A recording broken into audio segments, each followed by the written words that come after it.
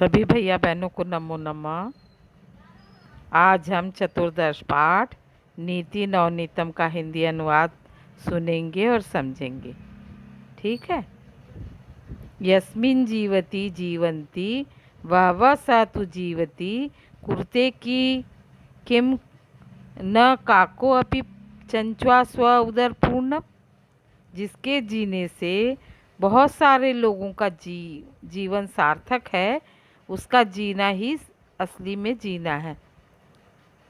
उस कौवा भी अपने उदर की पूर्ति अपने चोंच से कर लेता है, इसलिए अपना जीवन ही जीना महत्वपूर्ण नहीं है जितना कि दूसरों के लिए जीना महत्वपूर्ण है।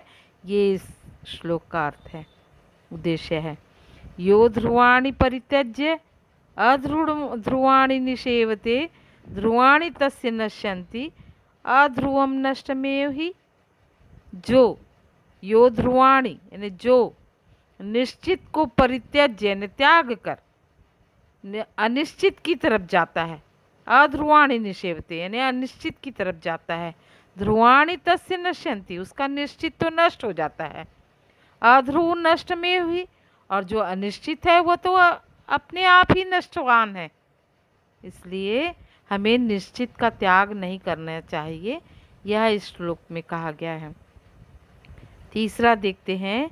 जननी जन्मभूमिश्च जाह्नवी च जनार्दन जनक पंचमयश्च जकारा पंच दुर्लभा। जननी यानी माता, जन्मभूमि यानी मातृभूमि, जाह्नवी यानी गंगा, जनार्दन यानी ईश्वर, जनक यानी पिता, पंचमयश्च ये पांचों, जकारा पंच दुर्लभा ये ज से आरंभ होने वाले शब्द पांचों बहुत दुर्लभ है, ये इस श्लोक में कहा गया है। अहि नृप्च शार्दूलम कीटंच बालक तथा परश्वानम च मूर्ख च सप्त सुप्तान बोधेत। अहि यानी सर्प, नृप यानी राजा, शार्दूल यानी सिंह, कीटंच यानी मधुमक्खी, बालकम छोटा बच्चा, परश्वान यानी दूसरे का कुत्ता, मूर्ख यानी मूर्ख व्यक्ति, सप्त सुप्तान न बोधित ये जो सातों सो रहे हों तो इनको नहीं जगाना चाहिए, ये कहा गया है। आगे देखते हैं। विद्यार्थी सेवक पांथा क्षुधार्थो भयकात्र भंडारी प्रतिहारी च सप्त सुप्तान बोधेत। विद्यार्थी विद्या अध्ययन करने वाला, सेवक सेवा करने वाला, पांथ राहगीर, क्षुधार्थो भूखा व्यक्ति, भयकात्रा डरा हुआ व्यक्ति, भंडारी भंडार गृह का रक्षक, प्रतिहारी द्वारपाल, ये सातों यदि सो रहे हों तो इन्हें जगा देना चाहिए, ऐसा इसमें कहा जा रहा है। आगे देखते हैं। काम क्रोध तथा लोभ स्वाद सिंगार कौतुके अति निद्रा अति सेवा च विद्यार्थी हाष्ट वर्जित।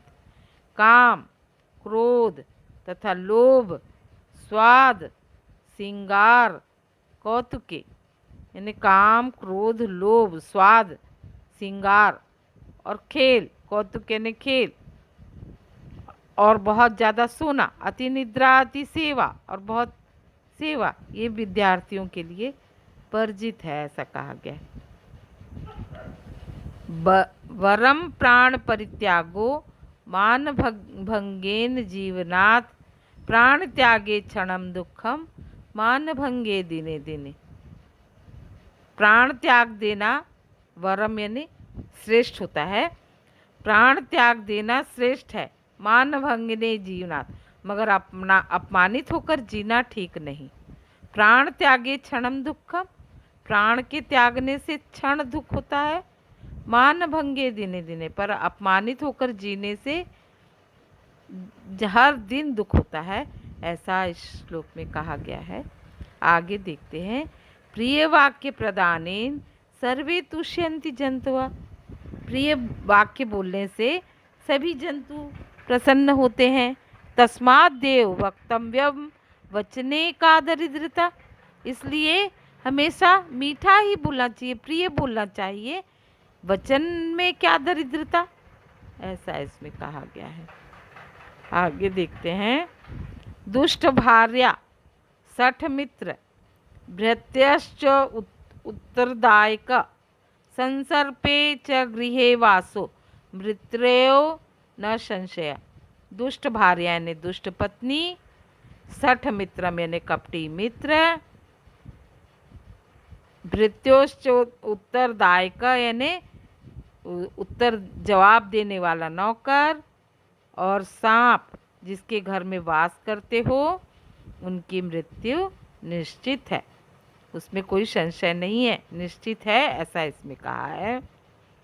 मूलम भुजंगई, मूल यानी पेड़ की जड़ में, चंदन की जड़ में सर्प, शिखर प्लवंगई और शिखर में बंदर, शाखा विहंगई यानी शाखा में पक्षी, कुसुमानि भृंगई और फूल पे भौरे, असेवते दुष्ट जनई समस्तई, सभी दुष्ट लोग उसके चारों तरफ रहते हैं।